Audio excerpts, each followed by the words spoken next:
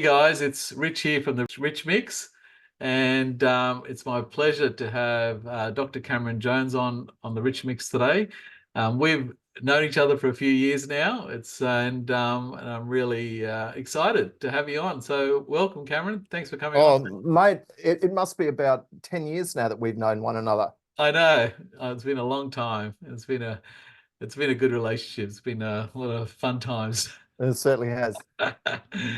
So how you been? How's life treating you? Yeah, really well, really well. Obviously, Yeah, I think I've been running my core business, biological health services, now for well over a decade. yeah, yeah, So I understand this business, I understand this industry, yeah, and amongst all of that, I certainly have made forays into different areas of environmental health and yeah, occupational hygiene, which we might get an opportunity to talk about yeah, this yeah. afternoon. But I'm in your hands. Ask me any questions you like. Yeah. Well, so going back to it, so your journey into tell us about that journey and getting into how did Biological Health Services first started, and what inspired you to start your own Sure. business?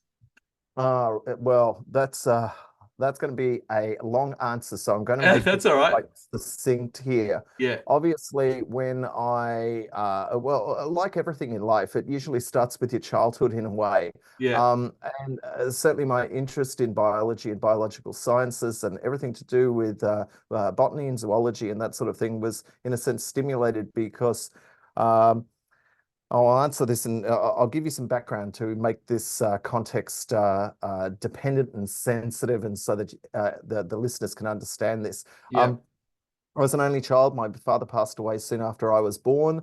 yeah, That meant that my mother was responsible as the sole breadwinner. She was fortunate in the sense that my father, her husband, left her a small block of flats or yeah, apartments, yeah, and essentially I spent every single holiday with her, and every yeah, single weekend going back and forth to the flats to pick up the rent, yeah, deal with maintenance issues.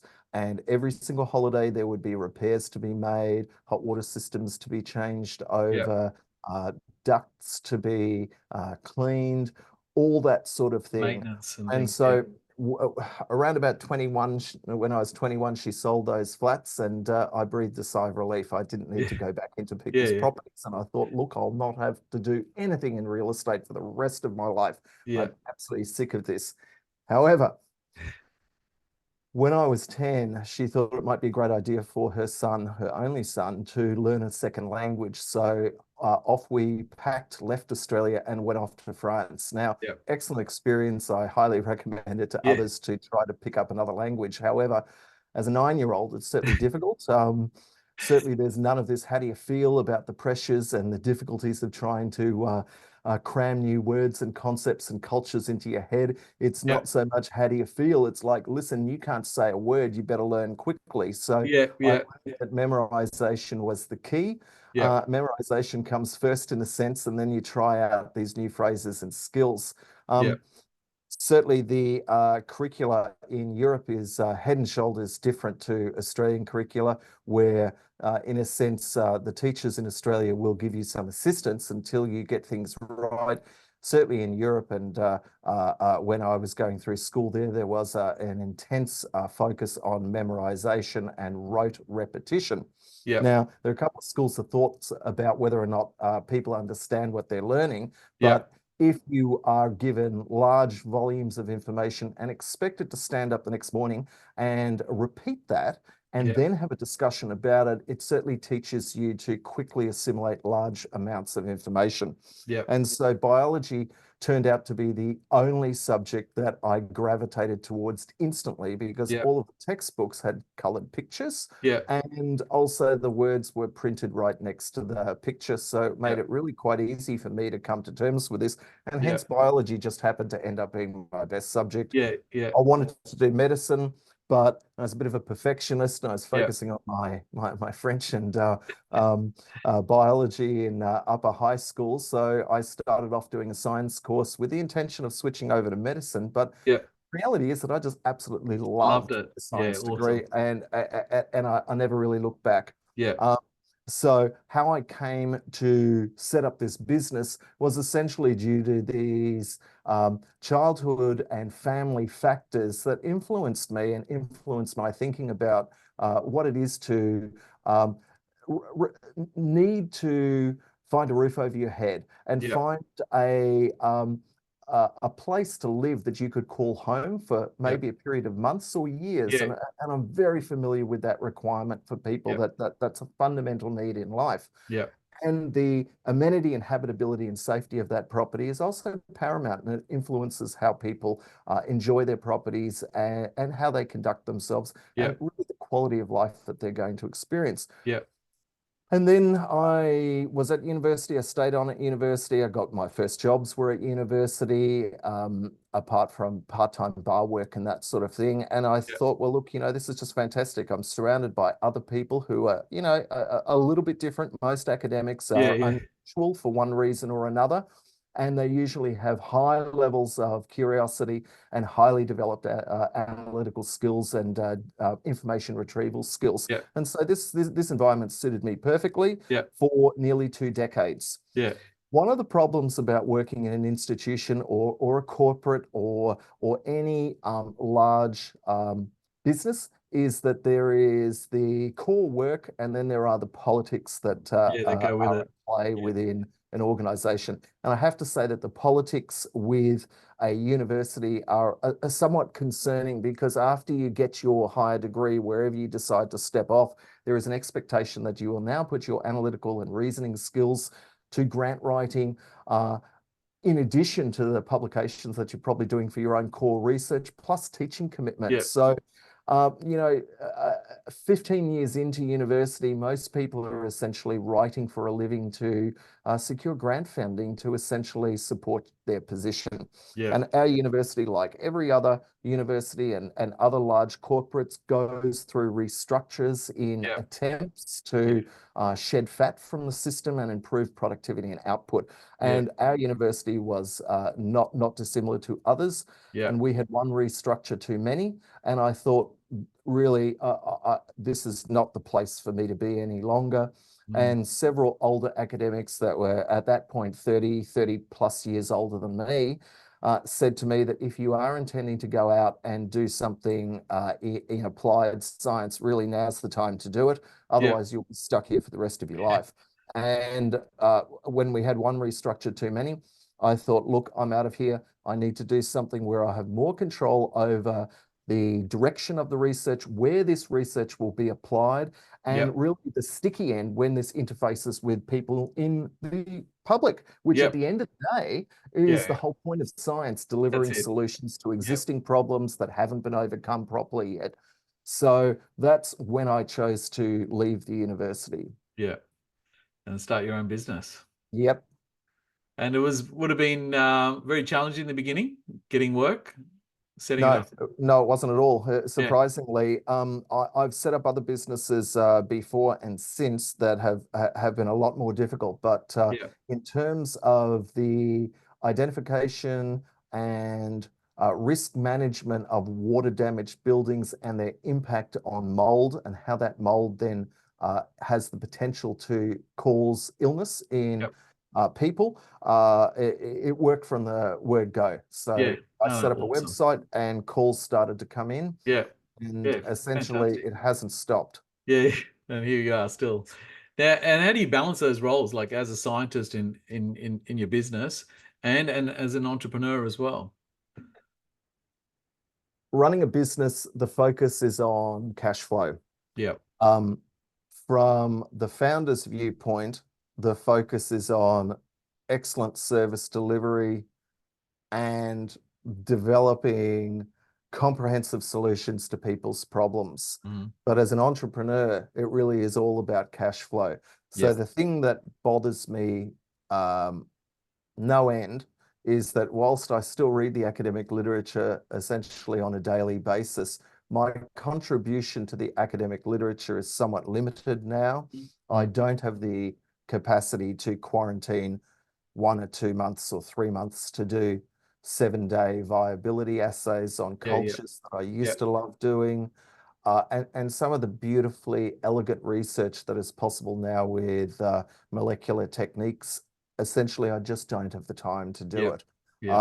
So I look on lovingly to what I read in the literature, and stay up to date on my core focus of service delivery that we provide to clients, and make sure that I'm aware of what the academic literature and industry literature is saying about that.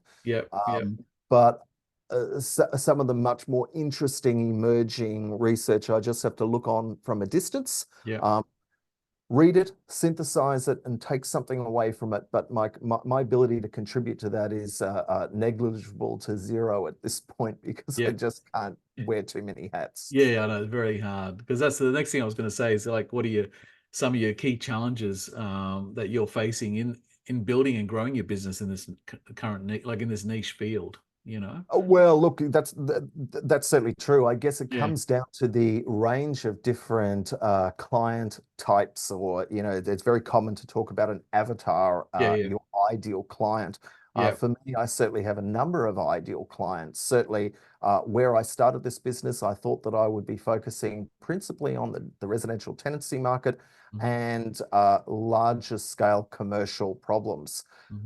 I did not realize that there was such a massive problem with water damage and mold affecting every single building type. It is not restricted to tenancy stock. It is not restricted to commercial. So it's essentially any building anywhere has the potential to age, decay, and have either known or unknown or hidden or historical building defects, which contribute to conditions which allow that building to take on moisture and water, which over time automatically turns into mold. And if people don't know that they've got those problems, well, then they have a mold reservoir. And certainly for a percentage of individuals, this becomes a toxic environment for them to live and work in.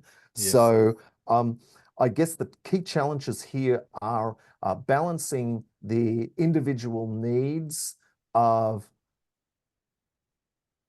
some people who their overarching concern is, will spending one more day or night in this property cause irreversible harm to my health? And those individuals usually are frightened due to new onset symptoms, which they have a hazy understanding of where they might have been exposed. Or they're not even sure that it is related to mold.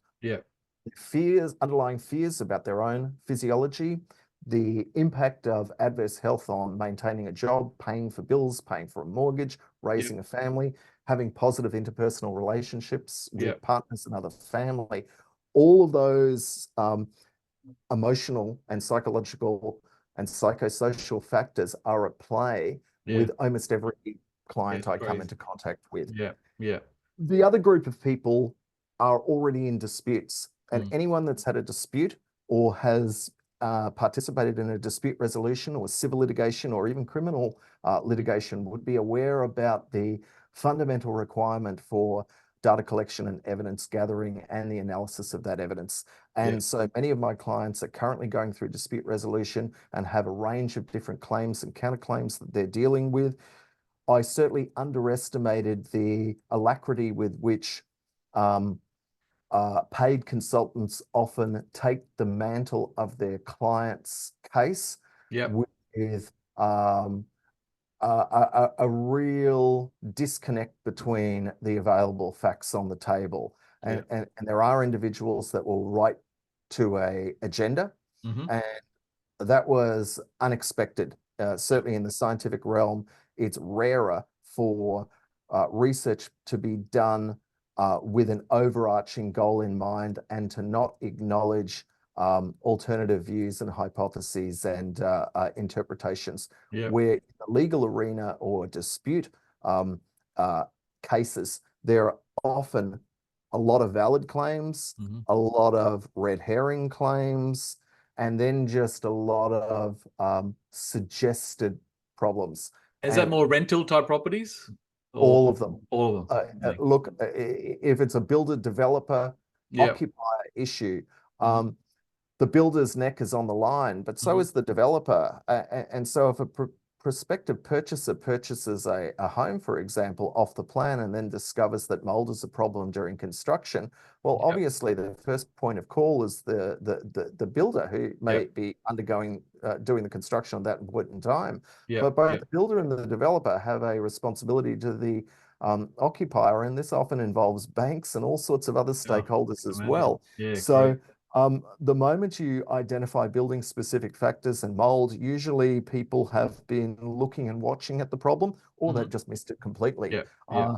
So the problem, to answer with you how to, the key challenges around here are just being very aware that what people tell you is often a summary of what they consider the key points that are most easy to digest. And often what keeps people and families up at night is the worries that they have about their own health, the health of their family and children. Will their grandchildren come over and visit if they've got a water stain and mold problem affecting the carpet in the unused bedroom that, you know, was once their own children, but now they've got grandchildren? Yeah. So there's a huge emotional Yeah. component to people's concerns that often is lost completely when people bullet point their historical explanation for their case. Yeah, And so especially if they got you like a bit have of to mental health issues. interpret. Yeah. Oh yeah, absolutely. Oh, yeah, no, crazy. No, that's awesome. And so the next question I was going to ask you is, can you just discuss some of the like most significant discoveries and breakthroughs that you've ever had in your work?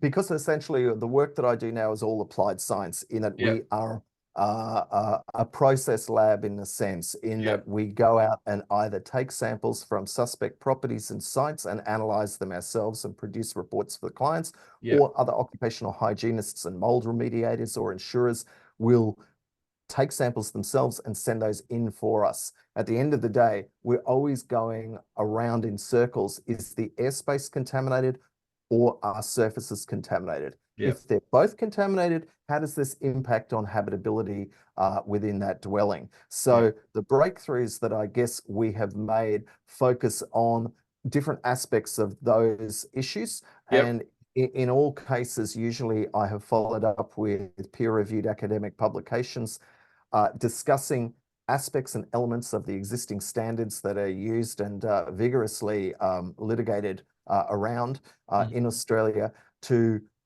illuminate different aspects of that writing so that it can be practically contextualized and practically implemented in the real world and understood. Because at the end of the day, all of these standards have to be interpreted. And so usually with identifying a risk and collecting samples, you need to interpret that risk relative to the site and other factors which may be very difficult to quantify, and really come under the qualitative data, which is you know, the historical issues and the ones that are a little bit less, a little bit more than this or that within the situation. So the breakthroughs really come down to my increasing understanding of the nuances of sentences within standards and how the standard can be practically implemented in the real world without bias for any of the stakeholders that are involved, so that everything can become essentially quite transparent.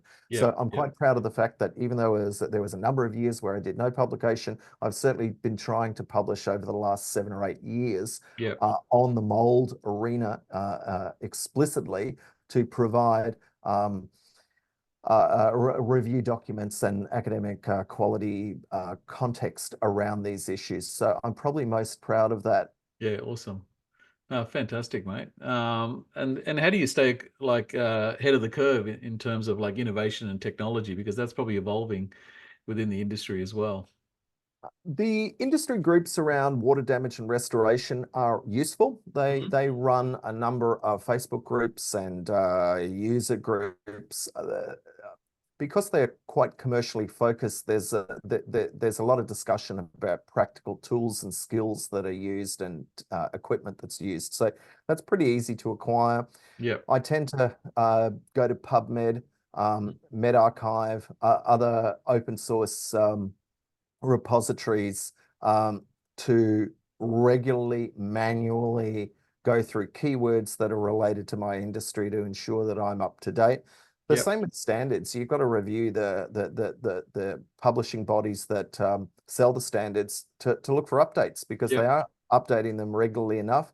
Yep. And you know, these are written in a legalese manner, and there is often clauses or changes which quite significantly influence your interpretation of how to apply that standard in the real Yep. world. So I guess it's just attention to detail. I'm Yep. a detail guy, so it's I fine for me. It's harder to teach others to do this. Yeah, yeah, no, definitely. So, going to my next question. So, as an entrepreneur, what strategies have you found most effective for marketing your services and expanding your client base? Obviously, you've been around for a long time, so you're getting a lot of referrals. Would be a big part of your business. Yeah, you're right. In a sense, I am not the type of business which sells you a Big Mac and then says, "Would you like fries with that?" Yeah, When I set the business up, we attempted to do analytical services and some remediation. So there was a period of time for a couple of years where I had a better understanding of the practical skills that mold remediators would do. But even then, I needed to engage the services of other companies that were already doing that as a commercial endeavor. yeah, And we no longer do that. We only focus on the scientific analysis and lab analysis and writing expert reports leading towards recommendations and then yeah, leading towards scope of works. yeah, But those scope of works really need to be written yeah. by the mold remediator. So our lab work is identical to what you would obtain from a pathologist if a medical doctor sent a patient down to a pathology lab to have some scans and maybe some swabs taken. Yeah. That lab will produce a report, send that to the doctor. The doctor interprets that and tells the patient. In the same way, we produce lab reports based on the site-specific factors that are available at the time. If we go and do the assessment, or and eventually submit the report, which is then to be used as a guidance document by the remediators to develop their own scope of works to make sure that they're going to cover everything. Yeah. So in terms of marketing specifically towards this, I guess, obviously we have a website and a business name, which is Biological Health Services, and we use the website, we use all the social media associated with those names. But when I obtained my PhD, I immediately registered the domain name drcameronjones.com. Yeah. Because it's commonplace for academics to be referred by their name or surname. Yeah, yeah, And it's definitely. like, you know, Joe Blogs developed this or Yeah, wrote this in 1995, yeah, yeah, and his or her research group have expanded, and now they're considered the leaders in that school of thought around that thing. So it was commonplace to consider scientists in your little niche.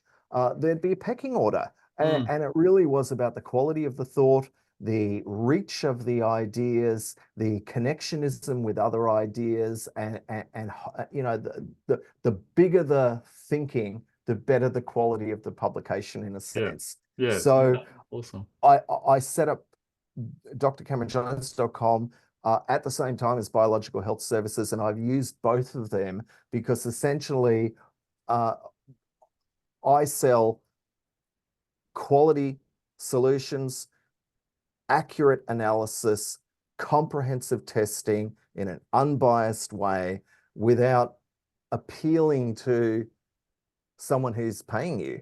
Yeah, yeah, But you can't misuse science, and I'm a harsh critic of individuals who in my opinion maybe or might be attempting to use science to further an argument which really has poor quality premises to do with it. So the staying ahead of the curve to innovate really means that I have to ensure that my integrity is maintained at all times, and that in a sense that is verifiable by others as if I weren't there. yeah, But I do use both domains to emphasize to the client, either existing or foreseeable clients that there is someone with a good scientific, strong scientific background who Yep. is going to cast their eye onto your problem and give you a truthful viewpoint using the existing evidence, and yet is also capable of looking at the alternative or reverse arguments to see whether they're applicable as well. Yeah. So it comes down to how you choose to approach life and approach making money. We would prefer to turn away work where there is a deliberate request to maybe do something that is not ideal, which certainly crops up in residential tenancy all the time. Yeah. Yeah. Not so much in the other clients, but that's really how I approach the whole issue of marketing. I definitely use myself and my business to secure work. Yeah, fantastic. Thank you. And so next thing, like, what advice would you give a young person, want to go to uni and want to get into enter the field of biological health? What advice would you give them? Certainly, if you wanted to do anything in the health and public health policy arena, you've got to get some sort of foundational skills. Now, I'm not fussed whether that's university or vocational education or even learning within a company. You've got to get skills. You need a combination of theoretical and practical skills. Theory won't cut it in the real world. Similarly, practical skills in the real world will only take you so far. Eventually, someone will point out something that has been written somewhere else and probably litigated against. And there'll be fine, dense detail in there. If you're not capable of recognizing that, you will fall over at some point commercially. So you have to get a practical foundation skill in something. It better be in something that you like. And then you have to make a decision. Are you a decision maker, or do you work better in a team?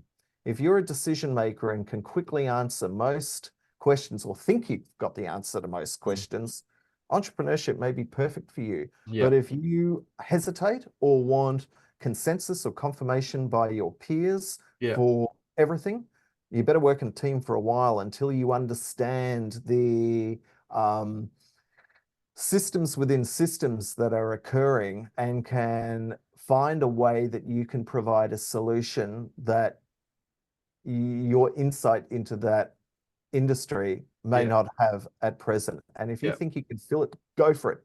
Don't wait, because the window could close up. Anytime. No, awesome. So can you share any like memorable success stories or moments or highlights from your journey as an entrepreneur or as a business owner? Oh, sure.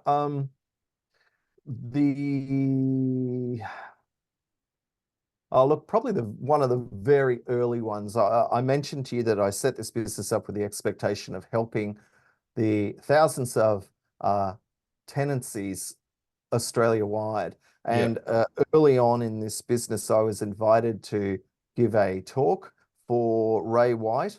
They had a conference up in Queensland. They invited me to it.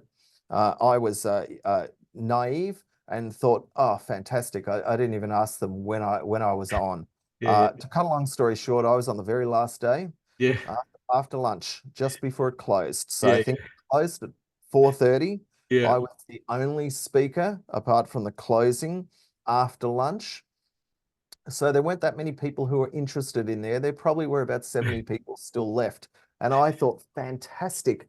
I will be able to help millions of tenants. And then I thought, oh, I'm standing up there. I thought, oh, well, at least there's 70 people who are listening. And then, the talk ended and 2 people might have said thanks. And that was that. Went out, sat on the sun lounge, and it promptly started raining. So my success was sort of in my own mind as I stepped up to the podium to give the talk, and then the phone never, I might have gotten 2 or 3 calls from Ray White in 5 years. But the bottom line is that I understood what I was saying about the residential tenancy market. Years later, they changed the law about the Residential Tenancy Act and regulation at least in Victoria and in other states, regarding the presence or absence of mold and whether or not the landlord is in a legal position to rent that out. Yeah. So I'm pleased to see that that's happened. That's happened completely independent to my work, but nevertheless, I've been an advocate for healthy buildings. Yeah. And you know, mold-free as much as that is possible. So I guess I was pleased about that. But a couple of years after that, I was invited by the Australian Department of Health to work alongside the contractor for the area of government that was responsible for Nauru and Manus Island for the detainees. And I jumped at the opportunity because I thought, fantastic, I want to see how serious this issue is. I was led to believe that this was affecting mainly the staff, to a lesser extent the detainees. And I thought, fantastic, I can bring my skills to assist all of these individuals. And I was incredibly proud when I did that work and finally submitted the report, and expected there to be in a sense, both a humanitarian effort to protect the health of the detainees, but also a practical commercial corporate approach to maintaining the health and welfare and safety of the stakeholders, which included psychological services, medical support, guard support, and general maintenance and contractors involved with the building maintenance. Unfortunately, for a number of reasons that are also in the public domain regarding Nauru, the outcome of my report, shall we say, was maybe not implemented in the manner that I had recommended. And so I am aware that that sometimes, even with full evidentiary support for your claims and positions, that sometimes the implications of lab findings are such that the stakeholders are unwilling to respond to those or respond to those in a way that is completely outside your control, and you're unaware of what information may have occurred behind the scenes that you're just not privy to. All the So, politics. but I was very, very proud of that, because that gave me a huge insight to how information falls through the cracks, and in a sense it could be argued is deliberately falls through the cracks. So that's not lost on me, and I get along very well with lawyers and barristers who also have that same argumentative streak, wanting to understand all sides of an argument before they act on it, and also wanting to be very confident that the logical steps in reasoning are supported by the facts. And I approach my work like that. They approach their work like that, and many businesses don't. And so I guess you just have to be aware that there are some bad actors out there. I'm not blaming the Australian government. I'm not blaming the management of Nauru completely either. I think that when there are a lot of people responsible for something, there is the potential for very clear directions to lose their momentum, certainly in consultants' reports, and that's just a fact. Oh, fantastic. Okay, one more question I would ask you, like regards to like looking ahead. What are your goals and aspirations at the moment for your business? Sure. And your contributions, to the field of biological health? I am going through a process of transformation, both personally and professionally at this point in time. I have held on to most aspects of this business with an iron fist for the last 12 or 15 years. In that I'm over everything. I know what emails are coming in. I know what calls are being made. I know what marketing initiatives are being done. It's unsustainable. The growth of social media and the requirement to produce content to explain, educate, impart wisdom, offer hope, and offer practical solutions and takeaways is more important than ever. It cannot remain in textbooks, standards, books, even blogs. Yeah. There is a need to synthesize messaging that is short and can be delivered to as wide an audience as possible. So on the one hand, maybe 4 or 5 years ago, social media was a voluntarily opt-in, Yeah. or we all had our preferred platforms. Really, at this point in time, whilst individuals may have preferred platforms, they all operate as a diffusion mechanism out into the public. And it is incumbent on anyone in business to take advantage of these platforms, find out how they work, why they work. You don't necessarily have to have a massive audience, but you do need to be a player. Yeah. And you've got to contribute. Yeah. You know, you might have like 500 people on a TikTok account. That might Yeah. be fine. In Yeah. those 500 people, you might get 2 or 3 leads a year Yeah. that turn into clients. That's fine. You're still Yeah. talking to 500 potential people or Yeah. 5 people. Yeah. You know, it's like if you got the worst possible news of your life, Yeah. you'd want to exit that environment and talk to someone. Yeah. So my view of social media, publishing in general, media, is that it's all about versions and interpretations of people's problems and how other people have solved them. So they're all stories essentially. Yeah. But Yeah. it becomes really pointy when it is your story, when Yeah. you need the solution, when your relative is unwell. You need a person to give you help. And Yeah. that help really needs to be genuine. Definitely. And science has always provided that, or at least in my view, has always provided that platform or pedestal of reliability that will be solution focused. So it always comes back to linking the science with the problem and then working out where the individual's emotional contribution to their problem can also be entailed and supported. Yeah. And it takes a big chunk of your time, isn't it? Compared to your normal daily thing. Now all of a sudden what we got to do with socials is like a whole, you got to pivot and go, okay, now I've got to do this. This is going to take X amount of time. Look, this is why you have to love what you're doing. I think that working for yourself is a 7-day love affair. Yeah. Essentially, you are following your own curiosity. When I get angry and annoyed because something's not working, it's usually due to my own limitations, due to time constraints that are imposed on me, usually by other people, due to having other stakeholders to be mindful of and fit into their schedules as well. But you've got to work all the time. And, you know, if you genuinely want to connect with people, it's best to ignore them completely if you're going to do a bad job. Yeah. But the people that you focus on, you have in a sense, you've got a contract with them to follow through and do the right thing for them. Because imagine if it was your family member.